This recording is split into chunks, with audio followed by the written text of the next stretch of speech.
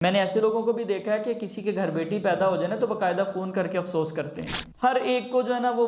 مصروف رکھنے کی کوشش کرتے ہیں، اپنے کام خود کرنے کی کوشش نہیں کرتے۔ یہ بھی سوال کے اندر ہی آ گیا نا، لیکن تمہارا مقام اور تمہاری عزت اتنی ہے کہ تمہیں اجازت نہ دی جائے، یہ کیسے ہو سکتا ہے؟ اللہ تعالیٰ سے وعدہ کرتا ہے، یا اللہ تو مجھے اچھی جاب دے دے، اچھا کاروبار دے دے، میں تیرے راستے میں خرچ کروں گا۔ جب اللہ تعالیٰ مال و دولت سے نوازتے ہیں تو انسان بھول جاتا ہے۔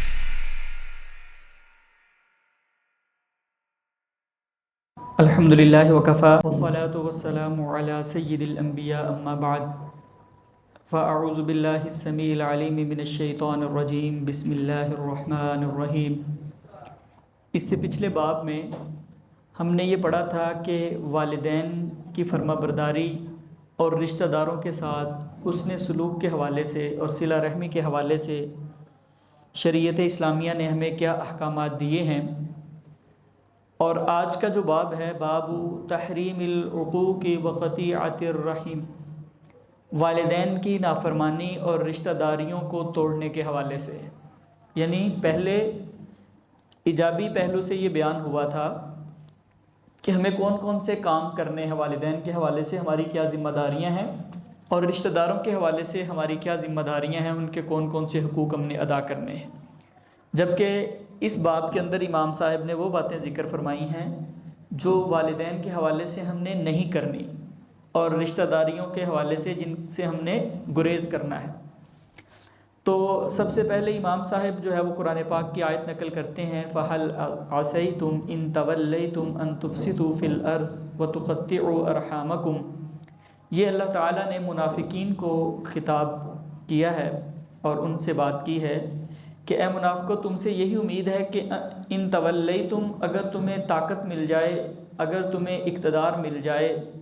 ان تفسدوا فی الارض، کہ تم زمین میں فساد کرو گے،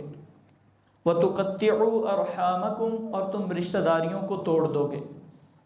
پھر فرمایا اولئک الذین، یہی وہ لوگ ہیں، لعنہم اللہ، اللہ نے ان پہ لعنت کی ہے، فَأَصَمَّهُمْ، اور ان کو بہرا بنا دیا ہے، وَأَعْمَى أَبْصَارَهُمْ، اور ان کی آنکھوں کو اندھا کر دیا ہے۔ یعنی اللہ تعالیٰ نے یہ صفات بیان کرنے کے بعد کہ کوئی زمین میں فساد کرے، کوئی رشتہ داریوں کو توڑے، فرمایا یہ لعنت کے مستحق بننے والی بات ہے، اور اللہ تعالیٰ ایسے لوگوں پہ لعنت کرتے ہیں جو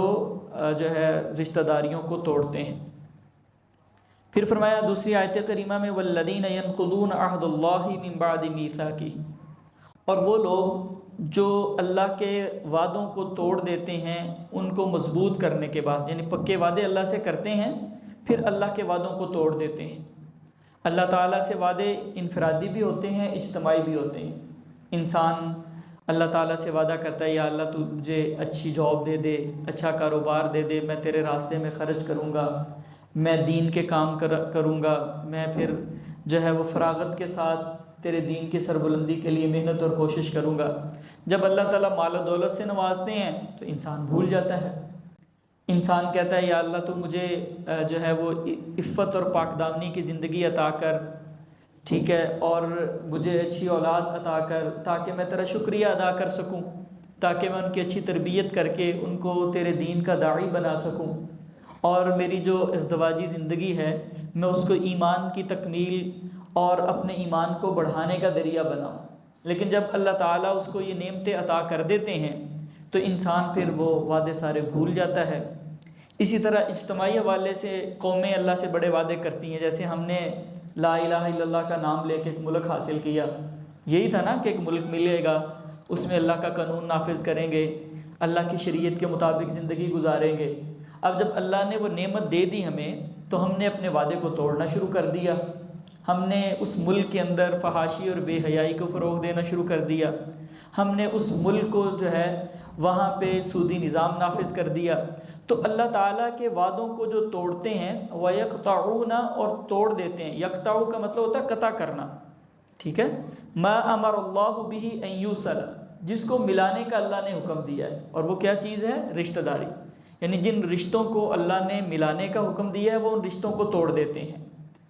فرمایا وَيُفْسِدُونَ فِي الْأَرْضِ، اور زمین میں فساد کرتے ہیں۔ اولئک، یہی وہ لوگ ہیں، لَهُمُ اللعنۃ، ان کے لیے لعنت ہے، وَلَهُمْ سُوءُ الدَّارِ، اور ان کے لیے برا ٹھکانہ ہے، برا گھر ہے۔ یعنی یہاں پہ اس آیت کریمہ میں پھر رشتہ داریوں کو توڑنے والے جو لوگ ہیں، اور رشتہ داری کو توڑنے کا مطلب کیا ہوتا ہے؟ رشتہ داروں کے حقوق ادا نہ کرنا، ان کے ساتھ اچھا سلوک نہ کرنا، ان کو تکلیف دینا، یا ویسے اس کی پھر ایکسٹریم شکل ہی ہوتی ہے کہ ان کے ساتھ تعلق کو منقطع کر لینا۔ تو اللہ تعالیٰ فرماتے ہیں کہ وہ لوگ لعنت کے مستحق ہیں، اور آخرت میں بھی ان کے لیے جو ہے وہ برا گھر ہوگا، ان کو جہنم کا عذاب جو ہے وہ برداشت کرنا پڑے گا۔ پھر تیسری آیت کریمہ وہی جو ہم نے پچھلے باب میں بھی پڑھی تھی، وَقَضَىٰ رَبُّكَ، اللہ تعالیٰ نے یہ فیصلہ کر دیا ہے کہ اس کے علاوہ کسی کی عبادت نہ کی جائے، وَبِالْوَالِدَيْنِ احسانا، والدین کے ساتھ احسان کیا جائے، اِمَّا يَبْلُغَنَّ عِندَكَ الْكِبَرَ أَحَدُهُمَا أَوْ كِلَاهُمَا، وہ دونوں یا ان میں سے کوئی ایک اگر بڑھاپے کو پہنچ جائے، فَلَا تَقُل لَّهُمَا اُف، تو تم نے ان کو اف بھی نہیں کہنا، وَلَا تَنْهَرْهُمَا، اور ان کو تم نے جھڑکنا نہیں ہے، وَقُلْ لَهُمَا قَوْلًا كَرِيمًا، اور ان کے ساتھ اچھی بات کرنی ہے، وَاخْفِضْ لَهُمَا جَنَاحَ الذُّلِّ مِنَ الرَّحْمَةِ، آپ نے نرمی اور شفقت کے ساتھ اپنے پہلو بچھائے رکھنے ہیں ان کے سامنے، وَقُلْ، اور کہنا ہے، ربی، اے ہمارے رب، ارحمہما، ان دونوں پہ رحم فرما، کما ربیانی صغیرہ، جس طرح انہوں نے بچپن میں مجھ پہ جو ہے وہ شفقت کی اور میری پرورش کی۔ تو اس آیت کریمہ سے امام صاحب ہمیں یہ سمجھانا چاہتے ہیں کہ یہ جو والدین کی نافرمانی کا باب باندھا گیا ہے نا، باب تحریم العقوق، والدین کی نافرمانی کی حرمت کا بیان، تو نافرمانی میں یہ چیز بھی آتی ہے کہ اگر انسان ان کے ساتھ برا سلوک کرتا ہے۔ اس کے بعد پھر امام صاحب مختلف روایات نقل کرتے ہیں۔ سب سے پہلی روایت حضرت ابی بکرہ نفیع بن حارث رضی اللہ عنہ سے ہے، قال، وہ کہتے ہیں، قال رسول اللہ صلی اللہ علیہ وسلم،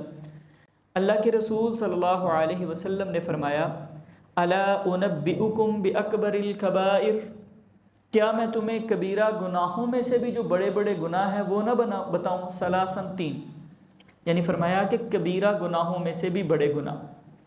ہماری نا شریعت اسلامیہ میں ایک اصطلاح استعمال کی جاتی ہے، کبیرہ گناہ، کچھ گناہوں کو صغیرہ کہا جاتا ہے، کچھ کو کبیرہ کہا جاتا ہے۔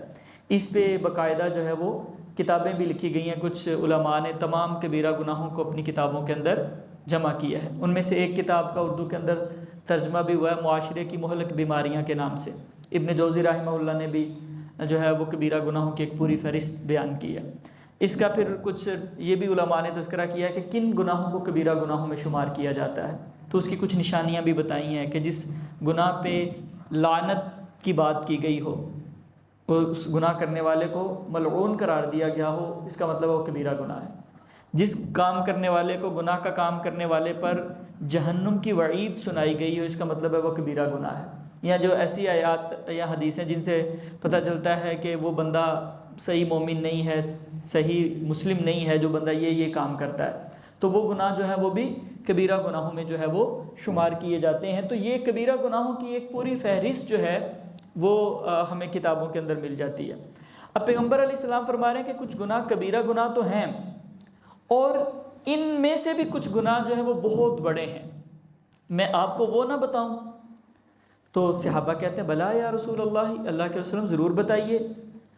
آپ نے فرمایا، الاشراک باللہ، اللہ کے ساتھ شرک کرنا، یہ سب سے بڑا کبیرہ گناہ، اس کی کوئی معافی نہیں ہے۔ اگر دنیا کے اندر معافی مانگ لے انسان تو مانگ لے، اگر شرک کی حالت میں فوت ہو گیا تو فرمایا، ان اللہ لا یستغفر ان یشرک بہ ویغفر ما دون ذلک لمن یشاء، اللہ اس کے علاوہ جتنے گناہ چاہیں گے معاف کر دیں گے، لیکن شرک کو معاف نہیں کریں گے۔ یہ سب سے بڑا گناہ شرک کا فرمایا۔ پھر فرمایا، وعقوق الوالدین، اور والدین کی نافرمانی کرنا، یہ دوسرا بڑا کبیرہ گناہ ہے۔ اور پہلے بھی ہم نے پڑھی آیات پچھلے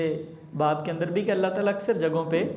قرآن پاک میں اپنی عبادت کے تذکرے کے ساتھ والدین کے ساتھ احسان کرنے کا تذکرہ فرماتے ہیں۔ تو یہاں پہ بھی اپنے ساتھ شرک کرنے کے ساتھ ہی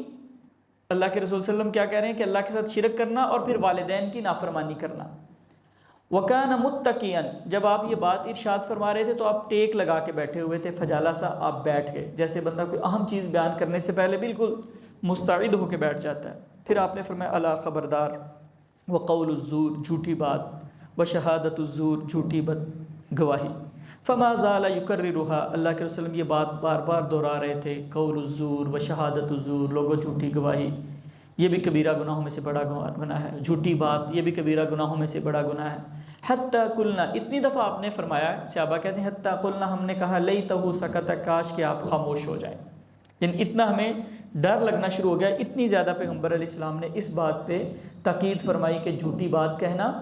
اور جھوٹی گواہی دینا جو ہے وہ کبیرہ گناہوں میں سے بھی بہت بڑا گناہ ہے۔ تو یہاں پہ 3 چیزیں بیان ہوئی ہیں، ان میں ہمارے موضوع سے متعلق کیا چیز ہے؟ والدین کی نافرمانی کرنا۔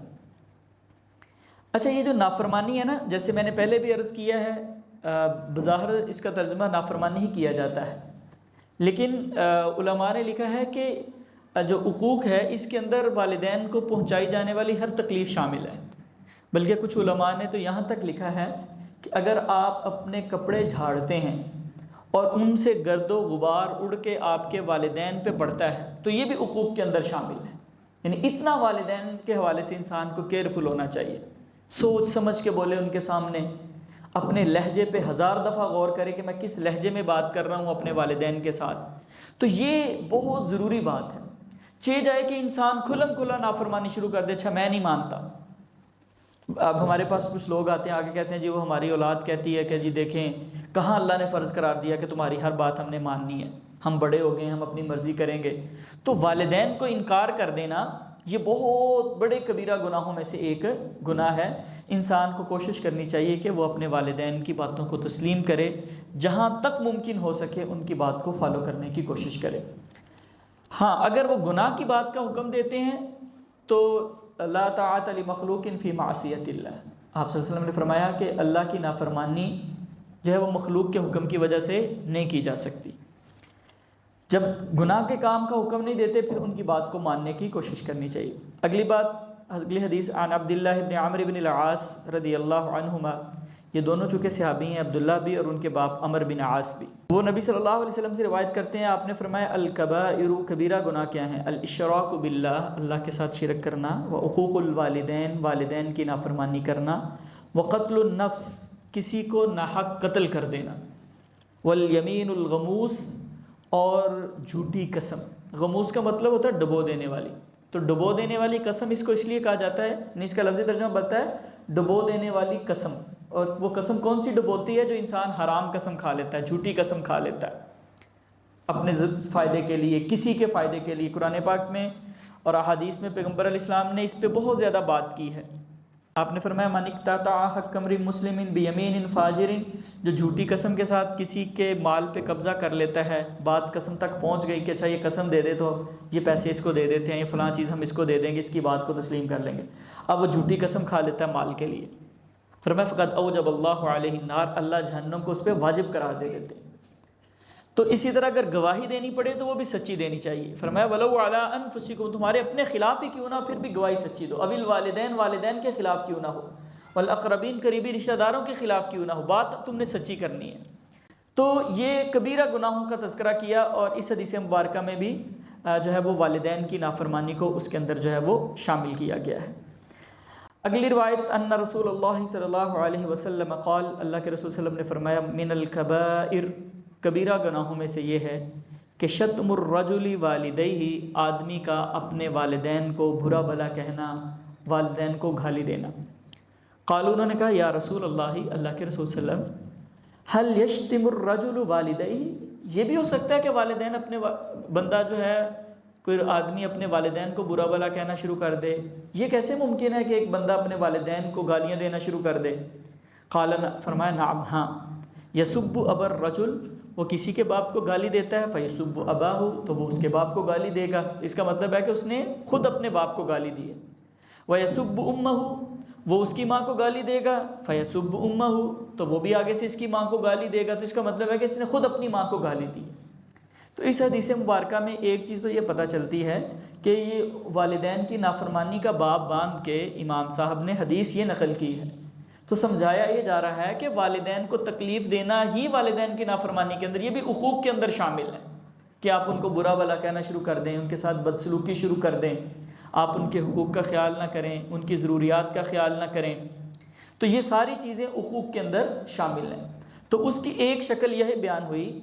کہ آپ نے فرمایا کہ بہت کبیرہ گناہوں میں سے بڑا گناہ یہ ہے کہ انسان اپنے والدین کو گالی دے۔ کتنا کبیرہ گناہ ہے۔ بہت سارے لوگ ہوتے ہیں وہ والدین کے بارے میں عجیب و غریب باتیں کرتے رہتے ہیں، دیکھیں جی انہوں نے فلاں کو اتنا دے دیا،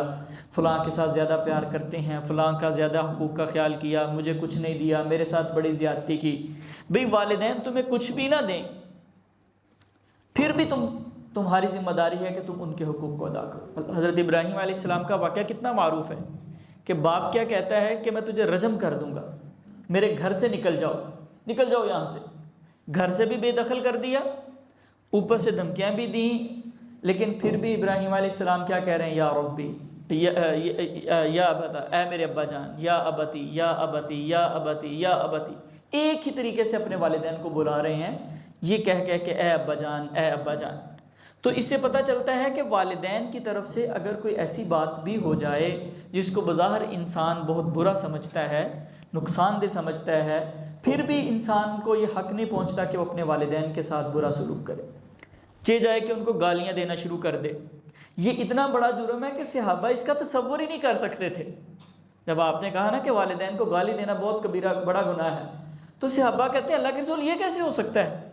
کہ والدین کو بندہ برا بھلا کہنا شروع کر دے یا ان کو بندہ گالیاں دینا شروع کر دے۔ تو اس سے پتہ چلتا ہے کہ ان کے تو تصور میں بھی یہ نہیں تھا کہ ایسا ہو سکتا ہے۔ لیکن آج دیکھیں آپ ہمارے معاشرے میں یہ ساری چیزیں دیکھتے ہیں۔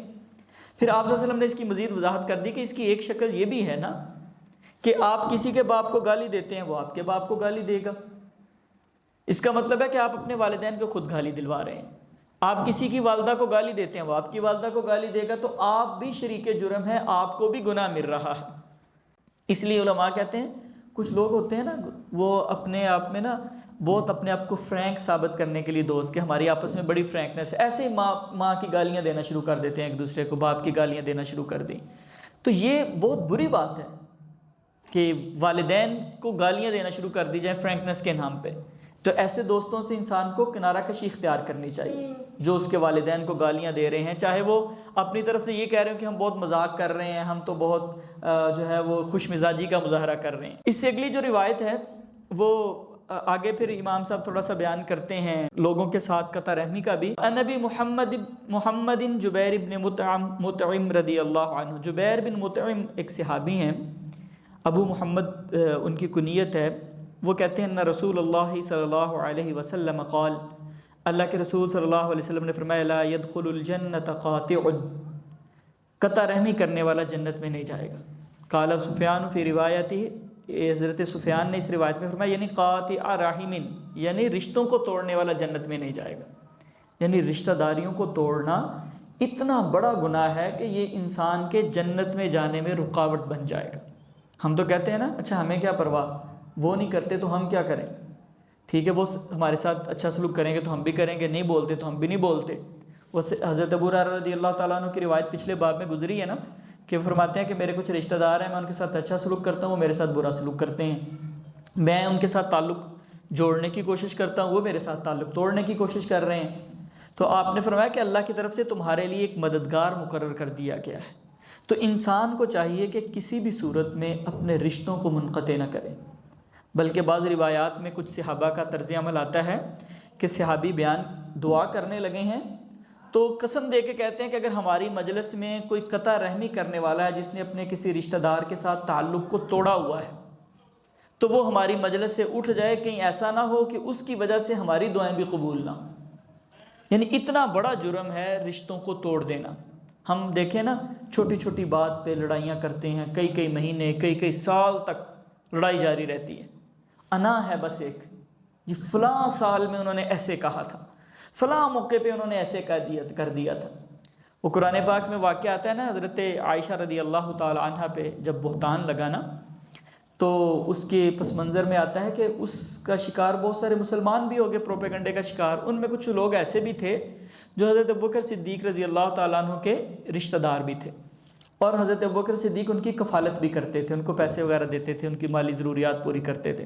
تو ان کو بڑا غصہ آیا تو کہتے ہیں آج کے بعد ان کو کچھ نہیں دوں گا۔ تو اللہ نے قرآن کی آیت نازل کر دی وَلَا يَأْتَلِ أُولُو الْفَضْلِ مِنْكُمْ وَالسَّعَةِ أَن يُؤْتُوا أُولِي الْقُرْبَى وَالْمَسَاكِينَ وَالْمُهَاجِرِينَ فِي سَبِيلِ اللَّهِ، جن کو اللہ نے مال و دولت عطا کیا نا وہ یہ نہ کہہ دیں کہ وہ اپنے قریبی رشتہ داروں کو اب نہیں دیں گے. فلیعفوا ولیصفحوا، ان کو چاہیے کہ معاف کریں، درگزر کریں. الا تحبون ان یغفر اللہ لکم، کیا تم یہ نہیں چاہتے کہ اللہ بھی تمہیں معاف کرے؟ اگر اللہ تمہاری غلطیوں کو معاف کرتا ہے تو تم بندوں کی غلطیوں کو کیوں لے کے بیٹھ جاتے ہو؟ تم یہ کیوں کہتے ہو کہ اب ہم نے ان کے ساتھ نہیں بولنا، ان کے ساتھ کوئی تعلق نہیں رکھنا، ان کو نہیں اب دیں گے؟ تو یعنی ایک دوسرے الفاظ میں اگر ہم کہہ سکتے ہیں تو اللہ تعالیٰ نے ڈانٹا ہے کہ تم کون ہوتے ہو رشتوں کو توڑنے والے یا ان کے حقوق کی ادائیگی میں کمی کوتاہی کرنے والے. تو اس سے پتہ چلتا ہے کہ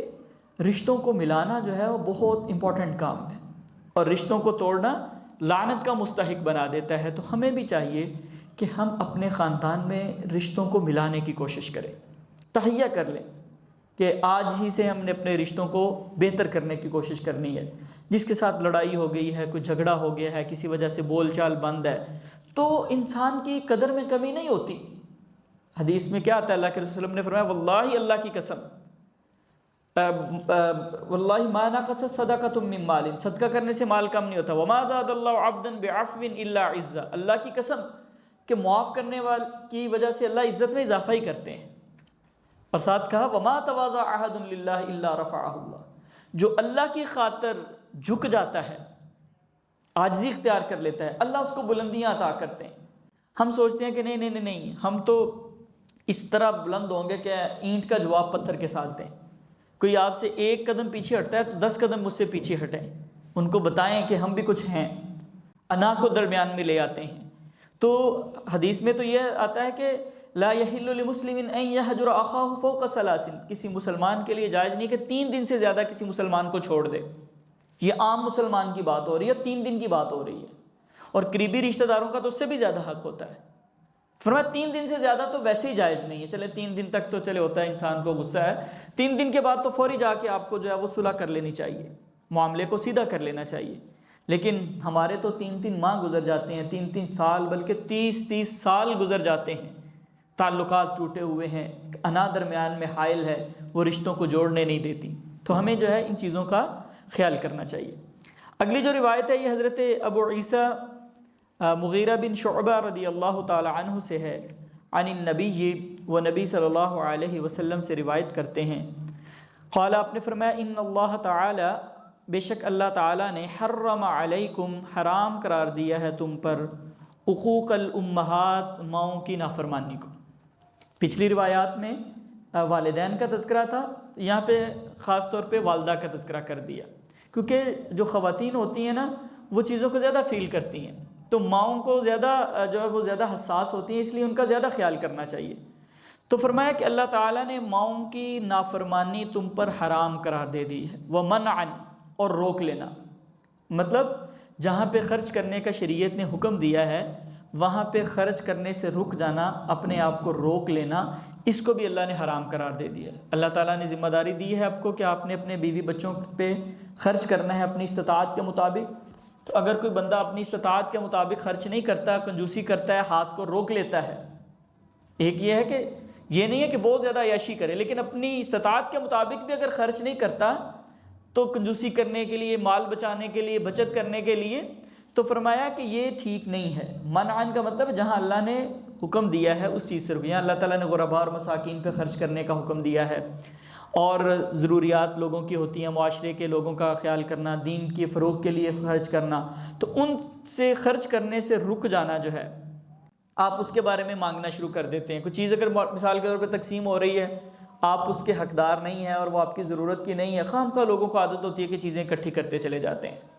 یا ایسے ہی لوگوں سے سوال کرنا ان کی عادت بن جاتی ہے، لوگوں سے مانگنا چھوٹی چھوٹی چیزیں، کبھی بڑی چیزیں، کبھی پیسوں کو مانگنا. وہ حدیث کے الفاظ کیا ہیں کہ وَمَن يَسْتَعْفِفْ، جو بچنے کی کوشش کرتا ہے نا تو اللہ اس کو بچا دیتا ہے. پھر وَمَن يَسْتَغْنِ، جو لوگوں سے غنی ہوتا ہے نا، بے نیاز ہونے کی کوشش کرتا ہے، یغنہ اللہ، اللہ اس کو پھر غنی کر دیتے ہیں، بے نیاز کر دیتے ہیں. اور جو لوگوں کے سہارے ہی ہر وقت ڈھونڈتا رہے، لوگوں سے ہی مانگتا رہے ہر وقت، تو پھر اللہ تعالیٰ اس کو پھر لوگوں کا ہی دستے نگر بنا دیتے ہیں. تو یہاں پہ سوال کرنے کی، بلا وجہ سوال کرنے کی جو ہے وہ ممانعت جو ہے وہ بھی کی گئی ہے. وَوَعْدَ الْبَنَاتِ، اور بچیوں کو زندہ درگور کر دینا. وہ کیوں زندہ درگور کرتے تھے؟ کہتے تھے کہ یہ ہمارے لیے باعث آر ہوں گی، کسی کو ہم اپنا داماد بنائیں گے تو ہمیں اس کے ساتھ اچھا سلوک کرنا پڑے گا، یا یہ ہوتا تھا کہ یہ کون سا کما کے لا سکتی ہیں۔ تو وہ جاہلیت کی باتیں آج ہمارے اندر بھی موجود ہیں، آج بھی لوگ بیٹیوں کو اپنے اوپر بوجھ سمجھتے ہیں۔ میں نے ایسے لوگوں کو بھی دیکھا ہے کہ کسی کے گھر بیٹی پیدا ہو جائے نا تو باقاعدہ فون کر کے افسوس کرتے ہیں، چلیں کوئی بات نہیں، اب پریشان نہ ہو۔ اس میں پریشانی والی کیا بات ہے؟ اللہ کی رضا ہے نا، اللہ کی عطا ہے، جس کو مرضی دے دے، جو چاہے دے دے۔ اور بلکہ یہ تو انسان کے لیے جنت میں جانے کا ذریعہ ہے نا، جیسے حدیث کے اندر آتا ہے من ابتلیٰ بشیء من البنات، جو بیٹیوں کے ساتھ آزمایا جاتا ہے، فرمایا فاحسن الیہن، وہ ان کے ساتھ اچھا سلوک کرتا ہے تو پھر کیا کرتے ہیں اللہ تعالیٰ، کن لہ سترا من النار، وہ بیٹیاں اس کے لیے جہنم سے بچاؤ کا ذریعہ بن جائیں گی۔ ایک روایت میں آتا ہے من عال جاریتین، جو بچیوں کی کفالت کرتا ہے تا تبلغ، جہاں تک کہ وہ بڑی ہو جاتی ہیں۔ کچھ روایات میں ان کو ادب سکھانے کا تذکرہ ہے، ان کی شادیاں کرنے کا تذکرہ ہے، تو اللہ تعالیٰ اس کی وجہ سے اس کو جنت عطا کریں گے۔ تو یہ جو جاہلانہ بات ہے نا بیٹیوں کو بوجھ سمجھنے والی، یہ آج بھی ہمارے معاشرے میں کسی نہ کسی شکل میں موجود ہے، بیٹوں کو زیادہ امپورٹنس دینا، بیٹیوں کو کم دینا۔ تو فرمایا ووعد البنات، بچیوں کو زندہ درگور کر دینا۔ یہ ویسے اس کا لفظی ترجمہ یا اس کا کانٹیکسٹ یہی ہے کہ آپ ان کو زندہ درگور کر رہے ہیں فزیکلی، لیکن اگر اس کو تھوڑا سا براڈر سینس میں دیکھا جائے تو ان کو اگر آپ نفسیاتی طور پہ اتنا ٹارچر کرتے ہیں، وہ بھی ایک زندہ درگور کرنے والی بات ہی ہو جاتی ہے۔ آپ ان کی ایموشنل گرومنگ نہیں ہونے دیتے، آپ بار بار ان کو تانے دیتے ہیں، اس بات کا احساس دلاتے ہیں کہ ہم تمہارے لیے بہت کچھ کر رہے ہیں، تم بوجھ ہو، یہ ہے وہ ہے، تو یہ بھی ایک لحاظ سے ان کو زندہ درگور کرنے والی بات ہی ہے۔ تو اس چیز سے بھی ہمیں اجتناب کرنا چاہیے۔ پھر فرمایا وَكَرِهَ لَكُمْ، اور ناپسند کیا تمہارے لیے قیل وقال، قیل و قال، فضول بحث مباحثے۔ کچھ لوگوں کو آپ نے دیکھا ہوگا وہ نہ بلا وجہ کی بحثیں کرتے رہتے ہیں، انہوں نے دو چار مسئلے رٹے ہوتے ہیں، کہیں سے پوچھے ہوتے ہیں، ان کے بارے میں انہوں نے تھوڑا سا جانا ہوتا ہے، جس مجلس میں بیٹھیں گے، جس عالم دین کے پاس بیٹھیں گے، وہی سوال ان کے سامنے رکھ دیں گے۔ مقصد کچھ سیکھنا نہیں ہوتا، مقصد یہ بتانا ہوتا ہے کہ ہم بہت کچھ ہیں، ہمارے پاس بڑا علم ہے، ہم نے بڑا مطالعہ کیا ہوا ہے، ہم بہت اچھے ہیں۔ تو یہ جو ہے اللہ تعالیٰ نے کہا کہ یہ قیل و قال۔ اچھا، بعض دفعہ ایسے موضوعات پہ ہم بحث کرتے رہتے ہیں جن کا ہماری عملی زندگی کے ساتھ کوئی تعلق نہیں ہوتا۔ آپ نے دیکھا نہیں ہے، لوگ ان بحثوں میں پڑے ہوتے ہیں، اچھا فلاں جنتی ہے کہ جہنمی ہے، فلاں نے ایسے کر دیا، فلاں نے کر دیا، وہ فلاں جو تاریخی واقعہ ہے کسی پر، وہ بہت بات کی باتیں ہیں۔ کچھ تو وہ واقعات ہیں جن کا تعلق اللہ کے رسول صلی اللہ علیہ وسلم کی زندگی کے ساتھ ہے، وہ تو ہمارے لیے نمونہ ہے، ہم نے ان کے مطابق چلنا ہے۔ اچھا، بعد کے جو ہسٹری کے واقعات ہیں ان پہ لمبی چوڑی تقریریں، لمبی چوڑی باتیں، اللہ نے قیامت والے دن ہم سے ان چیزوں کا سوال نہیں کرنا۔ اچھا، جن چیزوں کا سوال کرنا ہے، نماز، روزہ، زکوٰۃ، حج اور یہ ساری چیزیں، تو وہ ان کے بارے میں ہماری توجہ ہی نہیں ہوتی۔ تو قیل و قال کا مطلب ہوتا ہے فضول بحث مباحثہ، یعنی ایک ہی چیز میں بعض دفعہ بلا وجہ کے سوالات یہ بھی اس میں شامل ہیں، اور غیر ضروری موضوعات پہ سر کھپاتے رہنا یہ بھی اس کے اندر شامل ہے۔ بعض دفعہ مسئلہ تو صحیح ہوتا ہے لیکن میں جس میں کہتے ہیں نا بال کی کھال اتارنا، اچھا یہ ایسے کیوں ہے، پھر اس کا کیا مقصد ہے، ایسے کیوں نہیں شریعت نے حکم دیا، ایسے کیوں نہیں ہوا، اس میں کیا حکمت ہے، تو عجیب و غریب بس تعویلات کرتے رہنا، یعنی بات کو سمجھنا نہیں ہے، عمل نہیں کرنا، بس اس کے بارے میں بحث مباحثہ کرتے چلے جانا ہے۔ تو فرمایا یہ قیل و قال جو ہے یہ اللہ تعالیٰ کو پسند نہیں ہے۔ وَكَثْرَةَ السُّؤَالِ، سوالات کی کثرت۔ سوال سے مراد عمومی طور پہ یہ جو آتا ہے نا، جس کانٹیکس میں یہ لفظ ہوتا ہے مانگنا، کسی سے مانگنا، یہ پیسے مانگنا بھی ہو سکتا ہے، یا ویسے ہی کچھ لوگوں کو عادت ہوتی ہے، کسی کو کوئی کام کہہ دیا، کسی کو کوئی کام کر دیا، ہر ایک کو جو ہے نا وہ مصروف رکھنے کی کوشش کرتے ہیں، اپنے کام خود کرنے کی کوشش نہیں کرتے۔ یہ بھی سوال کے اندر ہی آ گیا نا، مانگنے کے اندر ہی آ گیا نا، یار یہ کر دو، ایسے کر دو، یہ ہو گیا وہ ہو گیا، تو اپنے آپ کو بڑے اونچے مرتبے پہ فائز کر لیتا ہے بندہ اور سمجھتا ہے کہ اب میرے سارے کام جو ہے وہ لوگوں کو کرنے چاہیے۔ یہ بھی سوال کے اندر شامل ہے، اور سوال سے مراد جو ہے وہ سوالات جیسے ہم مختلف چیزوں کے بارے میں پوچھتے ہیں، یہ قیل و قال سے ملتی جلتی چیز، تو یہ تینوں معنی جو ہے یہاں پہ ہو سکتے ہیں۔ وَإِضَاعَةَ الْمَالِ، اور مال کو ضائع کرنا، یعنی مال اللہ تعالیٰ نے دیا ہے تو اس کو ضائع بھی نہیں کرنا چاہیے۔ قرآن پاک میں اللہ تعالیٰ نے کیا فرمایا، وَالَّذِينَ إِذَا أَنفَقُوا، میرے نیک بندے وہ ہیں جب وہ خرچ کرتے ہیں، لم یسرفوا، وہ فضول خرچی نہیں کرتے، ولم یقتروا، کنجوسی بھی نہیں کرتے، وکان بین ذلک قواما، درمیان کا راستہ اختیار کرتے ہیں۔ تو اس سے یہ پتہ چلتا ہے کہ اپنے مال کو بلا وجہ ضائع کرنا بھی درست نہیں ہے۔ ضائع تین طرح سے ہو سکتا ہے۔ ایک تو یہ بھی ضائع کرنے کی شکل ہے کہ انسان کسی حرام کام میں اس کو خرچ کرنا شروع کر دے، اور دوسرا اس کا مطلب یہ بھی ہے کہ انسان جو ہے وہ حلال کام میں خرچ کرتا ہے لیکن ضرورت سے زائد خرچ کر رہا ہے، جہاں پہ ضرورت ہی نہیں ہے اس میں خرچ کر رہا ہے، یا اپنی مال و دولت کا اظہار کرنے کے لیے، شو آف کرنے کے لیے خرچ کرنا شروع کر دیتا ہے۔ اور تیسری اس کی قسم یہ بھی ہو سکتی ہے کہ انسان اپنے مال کی حفاظت نہیں کرتا، جہاں مردی پھینک دی چیز، بعد میں ڈھونڈتے رہے ہو فلاں چیز گم ہو گئی ہے، فلاں چیز گم ہو گئی ہے۔ تو ٹھیک ہے، انسان کو اتنا لاپرواہ نہیں ہونا چاہیے، جو اللہ نے نعمتیں دی ہیں ان کی حفاظت بھی جو ہے وہ انسان کو کرنی چاہیے۔ تو یہ چیزیں ہمیں ان سے منع کیا گیا ہے، اور اس میں جو ہمارے موضوع سے متعلقہ بات ہے وہ ہے والدین کی یا ماؤں کی نافرمانی۔ اگلا جو باب ہے، اگلا باب امام صاحب نے یہ باندھا ہے، باب فضل بر اصدقاء الاب والام والاقارب والزوجۃ وسائر من يندب اکرامہ۔ ماں باپ، رشتہ دار،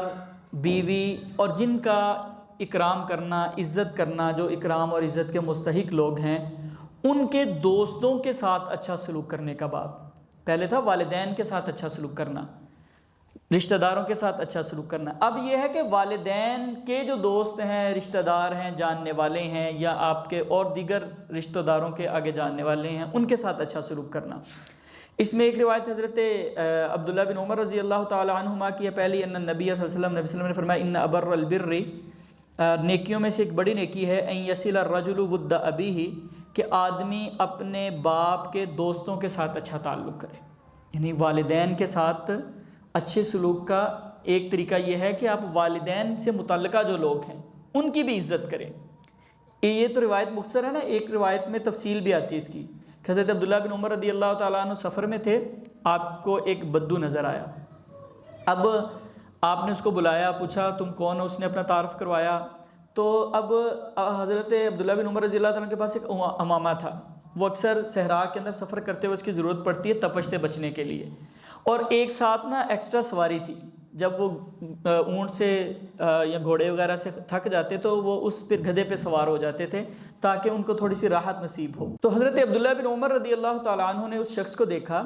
اس کو اپنے پاس بلایا، تو ان کے پاس ایک امامہ تھا جو سفر میں ان کے کام آتا ہے، ان کو سورج کی تپش سے بچانے کے لیے ایک ایکسٹرا سواری تھی جس پہ وہ راحت محسوس کرتے تھے، اور وہ دونوں چیزیں اس کو دے دی۔ تو ساتھیوں نے پوچھا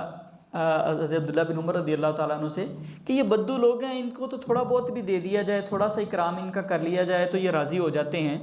آپ نے اتنا ان کا اکرام کیا۔ تو فرمانے لگے کہ اس کا جو باپ ہے نا وہ حضرت عمر رضی اللہ تعالیٰ عنہ کا دوست تھا، اور میں نے پیغمبر علیہ السلام سے سنا کہ ان ابر البر، نیکیوں میں سے بڑی نیکی یہ ہے، ان یصل الرجل اہل ود ابیہ،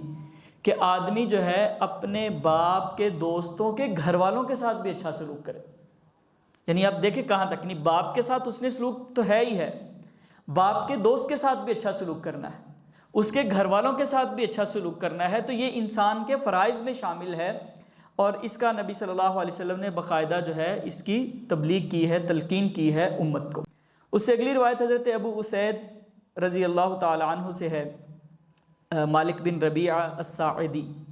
وہ کہتے ہیں بینا نحن جلوس عند رسول اللہ صلی اللہ علیہ وسلم،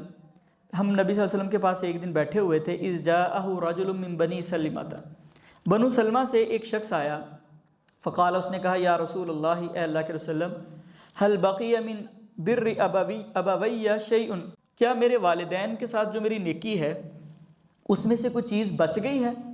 ابرہما بہ بعد موتہما، کہ میں ان کی موت کے بعد بھی ان کے ساتھ نیکی کر سکوں، کوئی ایسا طریقہ بھی ہے کہ میں اپنے والدین کی وفات کے بعد بھی ان کے ساتھ نیکی کر سکوں؟ قال، فرمایا نعم، ہاں، الصلاۃ علیہما، ان کے لیے رحمت کی دعا کرنا، جب انسان اپنے والدین کے لیے دعا کرتا ہے رحمت کی، والاستغفار لہما، اور ان کے لیے بخشش کی دعا کرنا، رحمت کی دعا بھی رب ارحمہما کما ربیانی صغیرہ، جب ہم کہتے ہیں یا اللہ ان کو معاف کر دے، رب اغفر لی ولوالدی، تو ایک حدیث میں آتا ہے کہ ایک آدمی کے درجات بلند کر دیے جاتے ہیں آخرت میں۔ اب وہ پوچھتا ہے اللہ تعالیٰ سے کہ یا اللہ یہ عمل تو میں نے کیے نہیں، جو میرے اعمال بلند ہو رہے ہیں، میرا درجہ بلند ہو رہا ہے، مجھے ثواب دیا جا رہا ہے، تو اللہ تعالیٰ فرماتے ہیں کہ یہ استغفار ولدک لک، تیرا بیٹا تیرے لیے دعا کر رہا ہے، اس کی وجہ سے تیرا مقام اور مرتبہ بڑھ رہا ہے، تجھے ثواب مل رہا ہے، وہ تیرے لیے استغفار کر رہا ہے، بخشش کی دعائیں کر رہا ہے۔ تو اس سے پتہ چلتا ہے کہ والدین کی وفات کے بعد جو ان کا حق ہے وہ یہ ہے کہ ان کے لیے رحمت کی دعا کرتا رہے انسان، ان کے لیے بخشش کی دعا کرتا رہے۔ اس میں والدین کے لیے بھی ایک سبق ہے کہ وہ اپنی اولاد کی تربیت ایسی کر کے جائیں، ان کو نمازی بنا کے جائیں، ان کو دیندار بنا کے جائیں، ان کی دین کی تعلیم دلوا کے جائیں، تاکہ وہ بعد میں ان کے لیے دعا کرنے والے ہوں۔ نماز پڑھیں گے تو کہیں گے نا رب اغفر لی ولی والدیہ، تب بھی زیادہ خیال آتا ہے نا، نیکی کی طرف توجہ ہوگی، ان کو اپنی آخرت کی فکر ہوگی تو آپ کی آخرت کے لیے دعائیں کریں گے نا، آپ کی جنت کے لیے دعائیں کریں گے۔ اور دوسرا پھر فرمایا وَإِنفَاذُ عَهْدِهِمَا مِن بَعْدِهِمَا، ان کے بعد ان کے وعدوں کو نافذ کرنا۔ وہ جو وصیت کر کے جاتے ہیں یا کسی کے ساتھ انہوں نے کوئی وعدہ کیا ہوا ہے، کوئی لین دین کا معاملہ کیا ہوا ہے، اس کو پورا کرنا جو ہے یہ ذمہ داریوں میں شامل ہے اولاد کی۔ وصلۃ الرحم التي لا توصل الا بهما، اور ان رشتوں کو جوڑنا جن کو ان کی وجہ سے ہی جوڑا جاتا ہے، یعنی والد کے رشتہ دار ہیں ان کے ساتھ تعلق تو والد کی وجہ سے ہے نا، اسی طرح والدہ کے رشتہ دار ہیں ان کے ساتھ تعلق تو والدہ کی وجہ سے ہے، تو ان رشتوں کو جوڑ کے رکھنا، ان رشتہ داروں کے ساتھ اچھا سلوک کرنا، یہ بھی جو ہے وہ والدین کے ساتھ اچھا سلوک کرنے کا ایک ذریعہ ہے۔ اور فرمایا وَإِكْرَامُ صَدِيقِهِمَا، اور ان دونوں کے جو جاننے والے ہیں، دوست ہیں، والدہ کی سہیلیاں ہیں، والد کے دوست ہیں، ان کا اکرام کرنا، ان کی عزت کرنا، ان کی تکریم کرنا، ان کے ساتھ اچھا سلوک کرنا۔ اسی طرح کچھ روایات سے یہ بھی پتہ چلتا ہے کہ والدین کا جو قرض ہے اس کو ادا کر دینا، اگر ان کے ذمے کچھ روزے ہیں تو ان روزوں کی ادائیگی کر دینا، اگر وہ صاحب استطاعت تھے ان پہ حج فرض تھا تو ان کی طرف سے حج کروانا۔ تو یہ ساری چیزیں جو ہیں وہ اولاد کے فرائض میں شامل ہیں کہ وہ ان کی وفات کے بعد ان کے ساتھ یہ اچھا سلوک کرے۔ لیکن جو ہمارے موضوع سے متعلقہ بات ہے وہ یہ ہے کہ والدین کے جو رشتہ دار ہیں ان کے ساتھ بھی اچھا سلوک کرنا، اور والدین کے جو دوست ہیں، والدہ کی جو سہیلیاں ہیں، جو ان کے تعلق والے ہیں، ان کے ساتھ بھی جو ہے اچھا سلوک کرنا، ان کی عزت و تکریم کرنا، جس طرح کہ حضرت عبداللہ بن عمر رضی اللہ تعالی عنہ نے اپنے عمل کے ساتھ جو ہے وہ کر کے دکھائی ہے۔ اگلی روایت حضرت عائشہ رضی اللہ تعالی عنہ سے، قالت، وہ کہتی ہیں ما غرت علی احد من نساء النبی صلی اللہ علیہ وسلم ما غرت علی خدیجہ رضی اللہ عنہا، کہتی ہیں کہ مجھے نبی صلی اللہ علیہ وسلم کی بیویوں میں سے کسی بھی بیوی پر اتنا رشک کبھی نہیں آیا یا اتنی غیرت کبھی محسوس نہیں ہوئی۔ ظاہر بات ہے یہ ایک رشتہ ہی ایسا ہوتا ہے کہ آپس میں ایک یہ کیفیت جذباتی بن جاتی ہے، ہر ایک زیادہ ایک سے بیویاں ہیں تو ہر ایک کی خواہش ہے کہ مجھے زیادہ ویٹیج ملے، میرے ساتھ زیادہ پیار اور محبت ہو، یہ ساری چیزیں۔ تو حضرت عائشہ رضی اللہ تعالیٰ عنہ فرماتی ہیں کہ پیغمبر علیہ السلام میرے ساتھ اتنا اچھا سلوک کرتے تھے، زیادہ میرے سے محبت رکھتے تھے کہ مجھے کسی بھی بیوی کے بارے میں جو ہے وہ رشک اس طرح پیدا نہیں ہوا، غیرت نہیں آئی، لیکن سوائے حضرت خدیجہ رضی اللہ تعالی عنہ کے، کہ پیغمبر علیہ السلام، اور اس کی وجہ آگے بیان کرتی ہیں، کہتی ہیں وما رأیتها قط، میں نے حضرت خدیجہ رضی اللہ تعالی عنہ کو دیکھا نہیں ہے۔ مطلب یہ ہے کہ نہ تو ان کو دیکھا، نہ ان کے ساتھ پیغمبر علیہ السلام کے سلوک کو دیکھا۔ جی، قطو کا مطلب کبھی بھی، کبھی بھی میں نے کبھی بھی ان کو دیکھا نہیں، نہ نبی صلی اللہ علیہ وسلم کا ان کے ساتھ سلوک دیکھا، لیکن نبی صلی اللہ علیہ وسلم نے ان کی وفات کے بعد جس طرح ان کو یاد رکھا نا، اس کو دیکھ کے کہتی ہیں مجھے ان پہ بڑا رشک آیا کرتا تھا۔ وَلَٰكِنْ كَانَ يُكْثِرُ ذِكْرَهَا، فرماتی ہیں کہ اللہ کے رسول صلی اللہ علیہ وسلم ان کا ذکر بہت کثرت کے ساتھ کیا کرتے تھے۔ وَرُبَّمَا ذَبَحَ الشَّاةَ، اور کبھی جب آپ کوئی بکری وغیرہ ذبح کرتے، ثُمَّ يُقَطِّعُهَا أَعْزَاءً، پھر آپ اس کے ٹکڑے ٹکڑے کرتے، ثُمَّ يَبْعَثُهَا فِي صَدَائِقِ خَدِیجَةَ، پھر خدیجہ کی سہیلیوں کو بھیج دیتے۔ یعنی امام صاحب نے باب باندھا ہے کہ بیوی کی جو سہیلیاں ہیں ان کے ساتھ بھی اچھا سلوک کرنا چاہیے، عزت اور تکریم کا خیال کرنا چاہیے۔ تو اللہ کے رسول صلی اللہ علیہ وسلم اپنی زوجہ محترمہ حضرت خدیجہ کی سہیلیوں کو ان کی وفات کے بعد بھی عزت دیتے، تکریم دیتے۔ یہ حضرت خدیجہ رضی اللہ تعالی عنہ کے ساتھ پیغمبر علیہ السلام کے پیار اور محبت اور تعلق کی بات ہے۔ قلت فربما قلت، کہتی ہیں کبھی کبھی میں کہتی لہو آپ کو، کأن لم یکن فی الدنیا الا خدیجۃ، آپ تو ایسے حضرت خدیجہ کو یاد کرتے ہیں، آپ تو اس طرح ان کے بارے میں اور ان کے متعلقہ لوگوں سے اس نے سلوک کرتے ہیں جیسے خدیجہ کے علاوہ دنیا میں کوئی ہے ہی نہیں۔ فیقول، تو آپ فرماتے انہا کانت وکانت، وہ تو ایسی تھی، وہ تو ایسی تھی، اس میں یہ بھی خوبی تھی، ان میں یہ بھی خوبی تھی، ان میں یہ بھی خوبی تھی۔ وکان لی منہا ولد، اور اللہ نے مجھے اس میں سے اولاد بھی عطا کی ہے۔ اور کچھ روایات میں یہ بھی آتا ہے، آپ نے یہ بھی فرمایا کہ جب لوگوں نے مجھے جھٹلا دیا تو خدیجہ نے میری تصدیق کی تھی۔ جب میرے پاس مال نہیں تھا تو خدیجہ نے اپنا سارا مال میرے لیے سرنڈر کر دیا کہ اللہ کے وسلم جیسے چاہیں آپ اس کو استعمال کر لیں۔ تو خدیجہ رضی اللہ تعالی عنہ کی بہت زیادہ عزت اور تکریم پیغمبر علیہ السلام جو ہے وہ فرمایا کرتے تھے۔ یعنی اس حدیث مبارکہ میں ایک تو یہ پتہ چلتا ہے کہ انسان کو اپنی بیوی کے اندر جو خوبیاں اور خصوصیات ہوں ان کی قدر کرنی چاہیے اور اس کا باقاعدہ اظہار بھی کرنا چاہیے، زندگی کے اندر بھی اور بعد میں بھی۔ اس کی عزت تکریم، جتنا خامند اس کو عزت دے گا وہ خامند کی عزت میں بھی اضافہ ہوتا ہے اور بیوی کی عزت میں بھی اضافہ ہوتا ہے۔ اور دوسری بات یہ ہے کہ جو اچھے تعلق ہوتے ہیں، ایک دوسرے کے لیے جو قربانیاں ہوتی ہیں، ایک دوسرے کا جو ساتھ دیا ہوتا ہے، وہ انسان کو ساری زندگی یاد رہتا ہے۔ ایسا تعلق خامد اور بیوی کو آپس میں رکھنا چاہیے کہ ان کی وفات کے بعد بھی وہ تعلق یاد آئے۔ جیسے وہ حضرت ام سلمہ فرماتی ہیں نا، کہتی ہیں کہ اللہ کے رسول کی وہ حدیث ہے نا کہ جس کا کوئی چیز کو نقصان ہو جائے، تکلیف پہنچے تو وہ کہیں انا للہ و انا الیہ راجعون، اور ساتھ پڑھے کہ اللہم اجرنی فی مصیبتی واخلف لی خیرا منہا، اللہ مجھے اس مصیبت کا اجر دے، واخلف لی خیرا منہا، اور مجھے اس کا اچھا بدلہ عطا کر، تو اللہ تعالیٰ ضرور پہلے سے بھی اچھا بدلہ اس کو عطا کریں گے۔ فرماتی ہیں کہ میرے شوہر ابو سلمہ فوت ہو گئے، اب میرے دل میں خیال آئے کہ ابو سلمہ جیسا تو دنیا میں ہو کوئی نہیں سکتا، تو ان سے بہتر شوہر مجھے کیسے ملے گا؟ دعا تو ہے کہ اللہ مجھ سے ان سے بہتر عطا کرا، نیک تھے، فلاں تھی، ان میں یہ بھی خوبی یہ بھی خوبی، اتنا اچھا خیال کرنے والے اور نیکی تقوی میں آگے، سابقون الاولون کے اندر شامل، ابتدا کے اندر ہجرت کرنے والے۔ تو فرماتی ہیں میں نے جب یہ دعا پڑھنا شروع کی تو پھر اللہ تعالیٰ نے مجھے ان سے بھی اچھے شوہر یعنی حضرت محمد صلی اللہ علیہ وسلم عطا فرمائے۔ تو یعنی یاد رکھنا یہ بھی ظرف کی بات ہے اور اچھے لوگوں کی بات ہے کہ وہ دوسروں کی خوبیوں کی قدر کرتے ہیں۔ تو اللہ کے رسول اللہ حضرت خدیجہ کی خوبیوں کی بڑی قدر فرمایا کرتے تھے، فرماتے کانت و کانت، وہ ایسی تھیں وہ ایسی تھیں، ان میں یہ بھی خوبی یہ بھی خوبی، اور ان کا جو ہے وہ بہت زیادہ ان کی وفات کے بعد ان کی سہیلیوں کا بھی بہت زیادہ خیال کیا کرتے تھے۔ ایک روایت میں آتا ہے کہ ایک دفعہ حالہ بنت خویلد جو حضرت خدیجہ رضی اللہ تعالیٰ عنہ کی بہن تھی، تو وہ پیغمبر علیہ السلام کے پاس آئیں، تو انہوں نے دروازے پہ کھڑے ہو کے گھر میں آنے کی اجازت مانگی، تو ان کی آواز بہت مشابہت رکھتی تھی حضرت خدیجہ سے، اور ان کا جو انداز تھا بولنے کا وہ بھی، تو آپ کو حضرت خدیجہ کی یاد آ گئی کہ حضرت خدیجہ بھی اس طرح بولا کرتی تھی۔ تو حضرت عائشہ فرماتی ہیں پیغمبر علیہ السلام اتنے خوش ہوئے، اور جیسے بندہ بہت ایکسائٹڈ ہوتا ہے، آپ نے فرمایا دیکھو حالہ آئی ہے،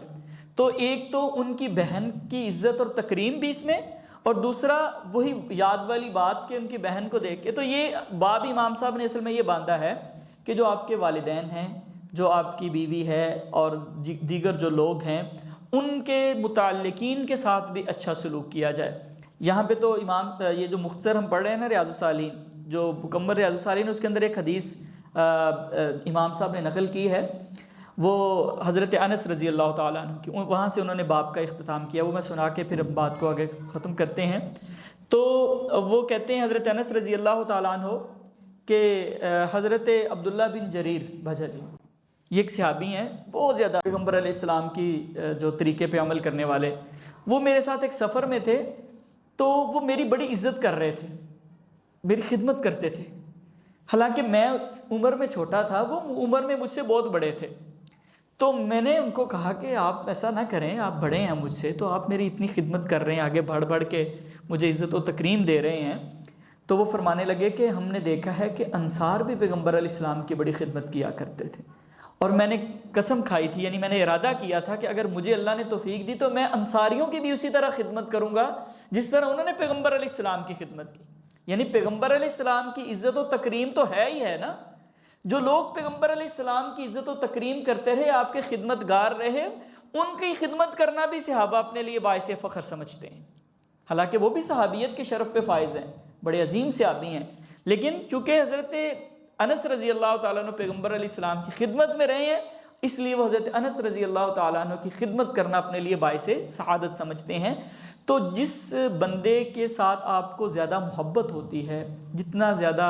اس کا اکرام، اس کی تعظیم، اس کی عزت آپ کے دل میں ہوتی ہے، اتنا ہی زیادہ اس کے متعلقین سے پیار اور محبت کرنا جو ہے وہ ہماری ذمہ داریوں میں شامل ہوتا ہے۔ باب اکرامی اہل بیت رسول اللہ صلی اللہ علیہ وسلم و بیان فضلہم، اللہ کے رسول صلی اللہ علیہ وسلم کے اہل بیت کی عزت و تکریم کا بیان اور ان کی فضیلت کا بیان۔ اللہ تعالیٰ نے قرآن پاک میں فرمایا انما یرید اللہ لیذھب عنکم الرجس اہل البیت، بے شک اللہ یہی چاہتا ہے کہ تم سے گندگی کو دور کر دے اے اہل بیت، ویطہرکم تطہیرا، اور تمہیں پاک صاف کر دے۔ پھر فرمایا وَمَن يُعَظِّمْ شَعَائِرَ اللّہ، جو اللہ کے شعائر کی تعظیم کرتا ہے فَإِنَّهَا مِن تَقْوَى الْقُلُوبِ، تو یہ دلوں کے تقوی میں سے ہے۔ تو پیغمبر علیہ السلام کے جو اہل بیت ہیں ان کو بھی ایک لحاظ سے شعائر اللہ جو ہے وہ امام صاحب کہہ رہے ہیں کہ اس آیت کے تحت وہ بھی آتے ہیں۔ پہلی روایت ہے یزید بن حیان، وہ کہتے ہیں انطلقت انا وحسین بن صبرۃ وعمر بن مسلم، یہ تین لوگ کہتے ہیں ہم گئے الی زید بن ارقم رضی اللہ عنہم، زید بن ارقم رضی اللہ تعالی عنہ کے پاس۔ فلما جلسنا الیہ، جب ہم آپ کے پاس بیٹھ گئے، قال لہ حسین، تو حضرت حسین ان سے پوچھتے ہیں لقد لقیت یا زید تو خیرا کثیرا، اے زید رضی اللہ تعالی عنہ آپ تو بہت زیادہ خیر آپ نے دیکھی ہے، آپ کو پہنچی ہے۔ رأیت رسول اللہ، آپ نے اللہ کے وسلم کو دیکھا، وسمعت حدیثہ، آپ نے ان کی حدیثوں کو سنا، وغزوت معہ، آپ نے ان کے ساتھ مل کے جنگیں کی، وصلیت خلفہ، آپ نے ان کے پیچھے نمازیں پڑھی۔ لقد لقیت یا زید خیرا کثیرا، زید آپ نے تو بہت زیادہ خیر اکٹھا کیا ہے۔ حدثنا یا زید، ہمیں بیان کیجیے اے زید، ما سمعت برسول اللہ صلی اللہ علیہ وسلم، جو آپ نے اللہ کے وسلم سے سنا ہے۔ قالا، انہوں نے فرمایا آگے سے، یبن اخی، اے میرے بھائی کے بیٹے، اے میرے بھتیجے، واللہ اللہ کی قسم، لقد کبرت سنی، میری عمر بہت زیادہ ہو گئی ہے، وقدم عہدی،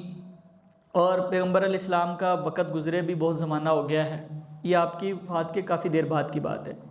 ونسیت بعض الذی کنت اعی، اور میں کچھ وہ چیزیں بھول گیا ہوں جو میں یاد رکھی تھی میں نے من رسول اللہ صلی اللہ علیہ وسلم، اللہ کے رسول صلی اللہ علیہ وسلم سے۔ فما حدثتکم فاقبلوا، جو میں آپ کو بیان کر دوں اس کو آپ لے لیں، وما لا،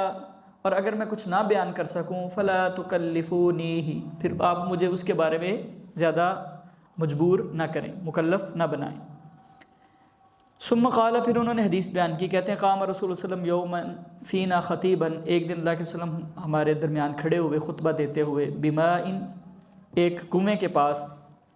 یدعا خمن، جسے خم کہا جاتا ہے، بین مکہ والمدینہ، مکہ اور مدینہ کے درمیان۔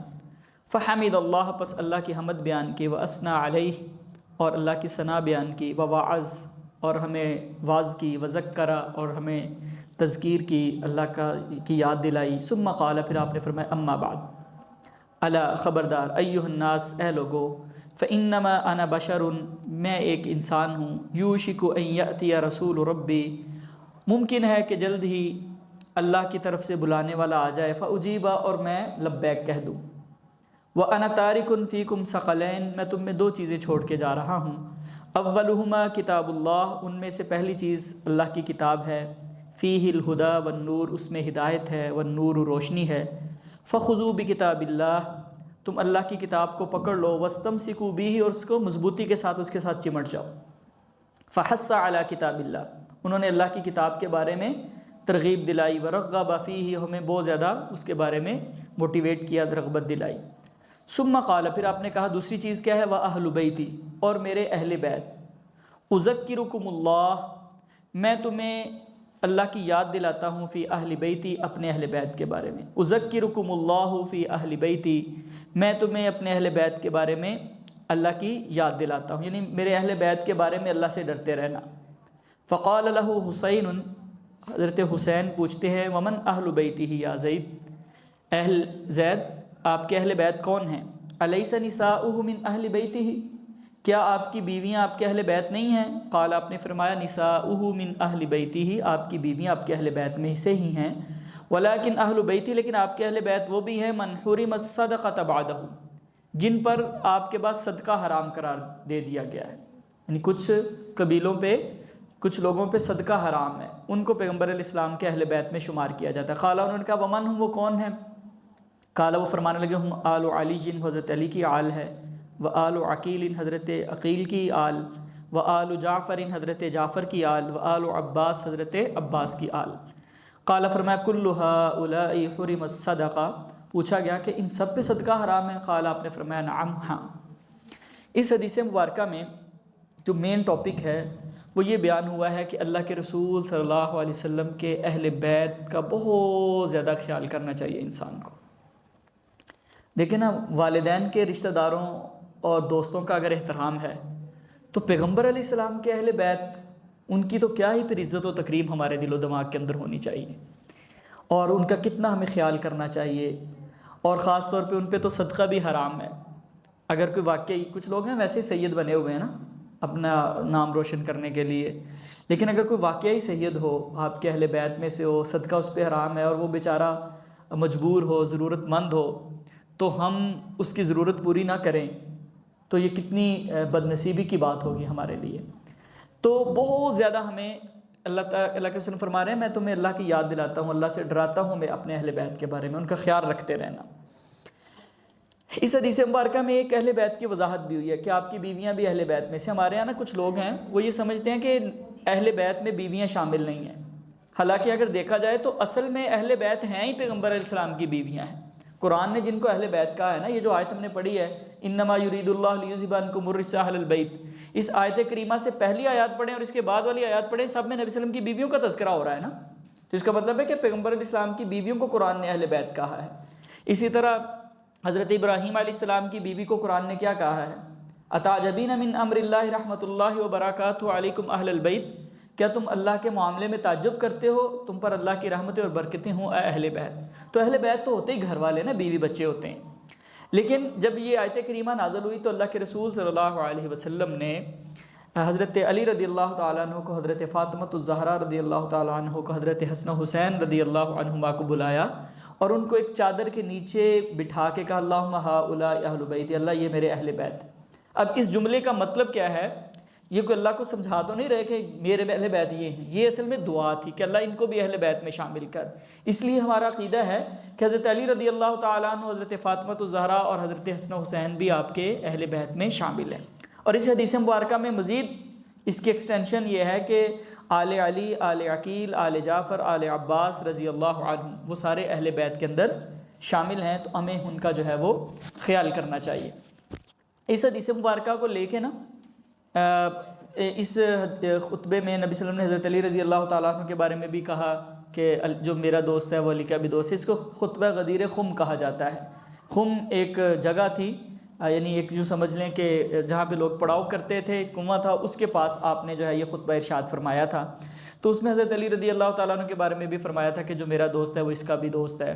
تو بعض لوگ اس سے یہ استدلال کرتے ہیں کہ یہ حضرت علی رضی، چونکہ یہ حج سے واپسی پہ تھا، حجۃ الوداع کے واپسی پہ پیغمبر علیہ السلام نے خطبہ ارشاد فرمایا تھا، تو وہ کہتے ہیں کہ حضرت علی رضی اللہ تعالیٰ عنہ کی خلافت کو اناؤنس کیا جا رہا تھا۔ حالانکہ یہ بڑی غلط بات ہے۔ وہ اس لیے غلط ہے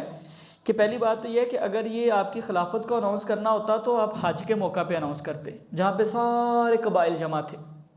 تو وہاں پہ نہیں آپ نے یہ بات بیان کی۔ جب آپ واپس آئے تو جب یمن والے اپنے علاقے کو چلے گئے، کوفہ والے مڑ گئے، جب صرف مدینہ کے لوگ رہ گئے تو آپ نے یہ خطبہ ارشاد فرمایا۔ تو اس میں خصوصی طور پہ حضرت علی رضی اللہ تعالیٰ عنہ کا تذکرہ اور اہل بیت کا تذکرہ کرنے کی ایک وجہ پیغمبر لوگوں نے یہ بھی بیان کی ہے، اور اس حدیث کے کانٹیکسٹ کے اندر دیگر روایات میں یہ بھی بیان ہوا ہے کہ حضرت علی رضی اللہ تعالیٰ عنہ نے نا نبی صلی اللہ علیہ وسلم نے حضرت علی رضی اللہ تعالیٰ عنہ کو نا سالار بنا کے بھیجا تھا کسی جگہ پہ، تو کچھ لوگ اس پہ نا کچھ چیزوں کی وجہ سے، ان کے کچھ فیصلوں کی وجہ سے ناراض تھے، انہوں نے ان کے بارے میں تنقید کی۔ تو اللہ کے رسول صلی اللہ علیہ وسلم لوگوں کے دلوں سے وہ والی چیز نکالنا چاہ رہے تھے کہ تم حضرت علی کے بارے میں کیوں ایسی بات کرتے ہو، یا ان کے بارے میں کوئی تنقیدی الفاظ کیوں کہتے ہو۔ جو مجھ کو عزیز رکھتا ہے، جو مجھے اپنا دوست سمجھتا ہے، وہ حضرت علی کو بھی اپنا دوست اور عزیز سمجھے۔ تو اس حدیث مبارکہ میں اس کا تذکرہ ہے، اور اس میں خلافت کی بات اس لیے بھی نہیں نکلتی کہ اس کے بعد پیغمبر علیہ السلام نے اپنے مسلح امامت پہ تو جاتے وقت حضرت ابوبکر صدیق کو کھڑا کیا نا،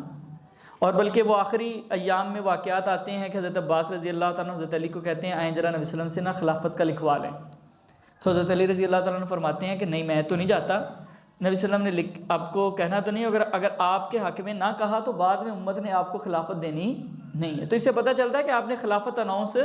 نہیں کی تھی۔ اگر اس سے مراد خلافت کی اناؤنسمنٹ ہوتی تو کم از کم صحابہ کو اس بات کا، حضرت علی رضی اللہ تعالیٰ عنہ تو پتہ ہوتا نا کہ دیکھو غدیر خم میں پیغمبر علیہ السلام اناؤنس کر رہے ہیں، آپ کیا پتہ ہے، آپ کیا ضرورت ہے جانے کی۔ یہ حضرت عباس رضی اللہ تعالیٰ عنہ کو بھی تو پتہ تھا نا اس حدیث کا۔ تو بہرحال اس حدیث مبارکہ میں پیغمبر علیہ السلام کے جو اہل بیت ہیں ان کی عزت، تکریم، ان کے ساتھ محبت، ان کی ضروریات کا خیال کرنا اور ان کا احترام کرنا اس کا تذکرہ ہے۔ آگے حضرت ابوبکر صدیق رضی اللہ تعالیٰ عنہ کی ایک روایت ہے حضرت عبداللہ بن عمر رضی اللہ تعالیٰ عنہما سے، وہ عن ابی بکر صدیق رضی اللہ تعالیٰ عنہ حضرت ابوبکر صدیق سے روایت کرتے ہیں، موقوفاً موقوف ہے روایت، یعنی وہ حضرت ابوبکر صدیق کا قول ہے۔ کہتے ہیں ارقبوا محمد فی اہل بیتی، آپ محمد صلی اللہ علیہ وسلم کی عزت و تکریم کریں آپ کے اہل بیت کے اندر، یعنی آپ اگر اہل بیت کی تعظیم کرتے ہیں، ان کے ساتھ محبت کرتے ہیں اور ان کا خیال کرتے ہیں، تو یہ آپ دراصل اللہ کے رسول صلی اللہ علیہ وسلم کی عزت و تکریم کرنے ہیں، آپ کے ساتھ محبت کا اظہار کرنے ہیں۔ یہی وجہ ہے کہ اللہ کے رسول صلی اللہ علیہ وسلم کے بعد بھی حضرت ابوبکر صدیق بہت زیادہ خیال کیا کرتے تھے۔ حضرت ابوبکر صدیق فرماتے ہیں والذی نفسی بیدہ، اس ذات کی قسم جس کے ہاتھ میں میری جان ہے، لقرابۃ رسول اللہ صلی اللہ علیہ وسلم احب الی ان اصل من قرابتی، اپنے رشتہ داروں سے اچھا سلوک کرنے سے زیادہ مجھے یہ محبوب ہے کہ میں پیغمبر علیہ السلام کے رشتہ داروں سے اچھا سلوک کروں۔ آپ حضرت حسن رضی اللہ تعالیٰ عنہ کھیل رہے تھے بچوں کے ساتھ، ان کو اپنے کندھوں پہ اٹھا لیتے ہیں، جو پیغمبر علیہ السلام کی وفات کے بعد کا واقعہ ہے، اور کہتے ہیں واللہ شبیہ بمحمد بن نبی، یہ اللہ کے قسم نبی صلی اللہ علیہ وسلم سے زیادہ مشابہت رکھتے ہیں، علی رضی اللہ عنہ سے ان کی اتنی مشابہت نہیں ہے۔ تو اپنے عمل کے ساتھ انہوں نے محبت کر کے دکھائی ہے۔ حضرت عمر رضی اللہ تعالیٰ عنہ کا طرز عمل بھی یہی ہے، جب انہوں نے وظائف مقرر کیے نا بیت المال سے، تو بدری صحابہ کا وظیفہ سب کا مقرر کیا، ٹھیک ہے۔ تو حضرت حسن و حسین رضی اللہ تعالیٰ عنہ اگرچہ بدر کے اندر شامل نہیں تھے، لیکن ان کو بھی بدری صحابہ کے مطابق جو ہے وہ انہوں نے وظیفہ مقرر کیا۔ اپنے بیٹے عبداللہ بن عمر کا کام کیا اور پوچھا بھی گیا ان سے،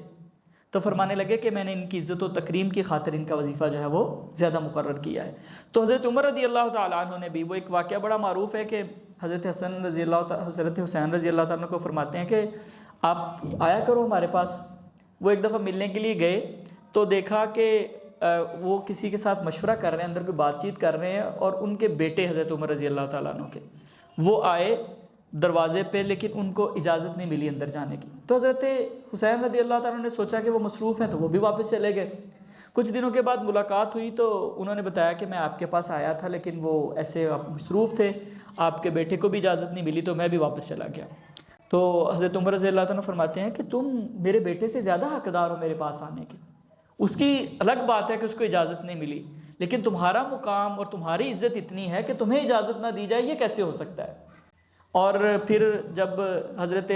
ام کلثوم سے نکاح کیا، حضرت علی رضی اللہ تعالیٰ عنہ کی جو بیٹی تھی حضرت فاطمہ الزہرا، اور حضرت علی رضی اللہ تعالیٰ عنہ کی بیٹی تھی ام کلثوم،